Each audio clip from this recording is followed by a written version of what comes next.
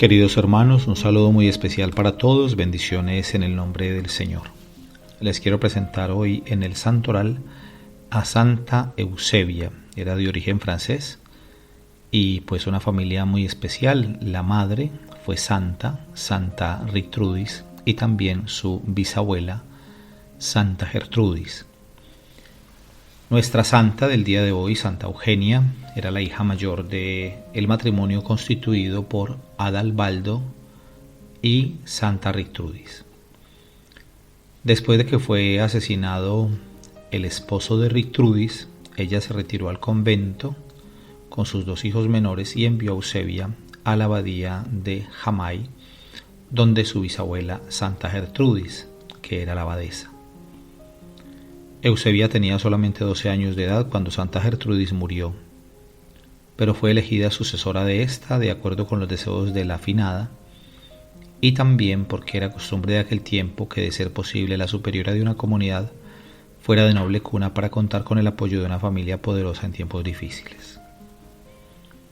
Santa Ritrudis, que era ya abadesa de un convento, consideró que Eusebia era demasiado joven para tener a su cargo la comunidad y le ordenó venir a su propio monasterio con todas sus religiosas.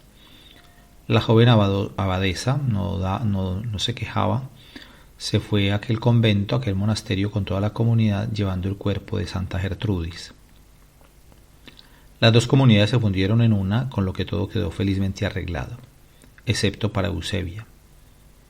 El recuerdo del antiguo monasterio la perseguía, así que una noche ella y algunas de las religiosas salieron a escondidas hacia la abandonada abadía, donde rezaron el oficio y se lamentaron de no haber cumplido los mandatos de Santa Gertrudis.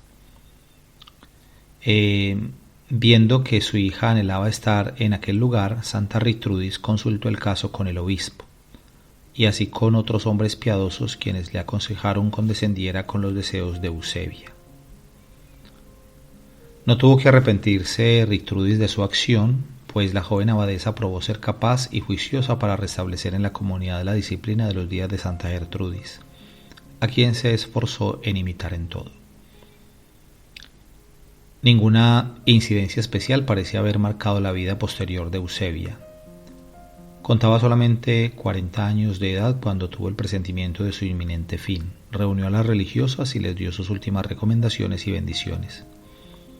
Al terminar de hablar, un resplandor iluminó su celda y casi inmediatamente después su alma voló al cielo. Queridos hermanos, también una pequeña reflexión sobre el Evangelio de este día, que es de San Lucas. Jesús va a Nazaret, al pueblo donde se había criado. Nosotros sabemos que cuando Jesús inicia su ministerio deja Nazaret y se va a establecerse casi todo el tiempo junto al lago de Galilea, propiamente al pueblo, a la ciudad de Cafarnaúm, aunque Jesús va pues por muchos lugares, por muchos pueblos, pero generalmente regresa siempre a Cafarnaúm. En pocas ocasiones va a Nazaret, al pueblo donde se había criado y donde había permanecido hasta que inició su ministerio, su vida pública. Y Jesús siente el rechazo de los suyos, que siempre se preguntan, bueno, ¿y dónde le sale toda esa sabiduría? ¿Dónde aprendió todas esas cosas? ¿No? A veces es difícil entre los nuestros poder ser testimonio y llevar la palabra del Señor. Bueno, Jesús va a Nazaret y hoy en el Evangelio él mismo es el que pone como el tema, estando en la sinagoga. Jesús le dice a la gente, en verdad os digo que ningún profeta es aceptado en su pueblo. Y Jesús hace como remembranza de dos acontecimientos del Antiguo Testamento. En la época del profeta Elías, dice él que había muchas viudas en Israel, pero solamente fue mandado Elías a una viuda, y era la viuda de Sarepta de Sidón, es decir, en un lugar extranjero. Toda aquella región había padecido de hambre porque había habido una sequía muy grande, sin llover 3 años y 6 meses, y entonces había hambre en todo el país. Pero Elías no fue enviado a ninguna viuda del pueblo de Israel, sino a la viuda de Sarepta en un territorio extranjero. Y Jesús también hace alusión al tema de los leprosos. Había muchos leprosos en aquel tiempo, pero Eliseo solamente curó a Naamán el sirio, que precisamente la primera lectura nos relata la curación de Naamán el sirio por por intercesión, digámoslo así, de Eliseo.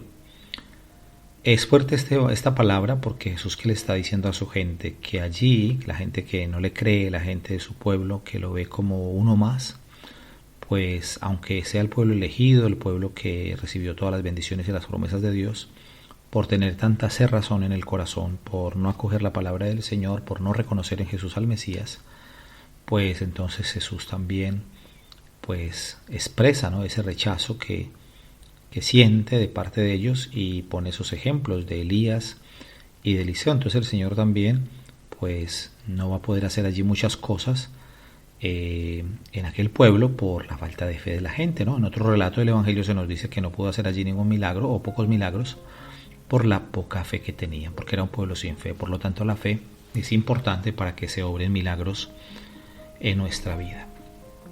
Hoy las palabras de Jesús pues dejan mal a los que están allí en la sinagoga, ¿no? Se ponen furiosos, nos dice la palabra del Señor, y lo querían pues despeñar, lo llevaron a la parte alta donde estaba construido el pueblo y lo querían despeñar, lo querían matar. Porque claro, Jesús les estaba diciendo cosas muy fuertes, los estaba confrontando. Pero me gustó mucho cómo termina el Evangelio de hoy. Dice, Jesús se abrió paso entre ellos y siguió su camino. Aquí tenemos que tener claro que apenas estamos en el capítulo 4 del Evangelio de Lucas. Jesús está apenas iniciando su ministerio, su vida pública, y como nos dirá él en otro momento, nadie me quita la vida, yo la entrego libremente. Es decir, que es verdad que a Jesús después, un jueves santo, en el huerto de Getsemaní lo van a tomar, lo van a arrestar, se lo van a llevar y el día siguiente le van a crucificar. Pero todo eso sucede por un plan de Dios que lo permite, y nosotros no alcanzamos muchas veces a entender cosas en nuestra vida, pero no le pudieron hacer nada porque Jesús está al comienzo de su ministerio y él mismo dice, a mí nadie me quita la vida, yo la entrego libremente. Entonces nos dice hoy el Evangelio que se abrió paso entre ellos y siguió su camino. Me hace pensar esta figura al paso del Mar Rojo, ¿no? Puede que exegéticamente no sea pues la comparación mejor, pero que me llama la atención pensar en el pueblo de Israel que Moisés abre el Mar Rojo de par en par y el pueblo pasa. Pues ahora Jesús se abre paso, como el nuevo Moisés también. Jesús se abre paso en medio del pueblo y ellos no le pueden hacer nada aunque estén furiosos, hasta que sea el momento en que todo el Padre Dios lo permita. Bueno, queridos hermanos, muchas bendiciones para todos.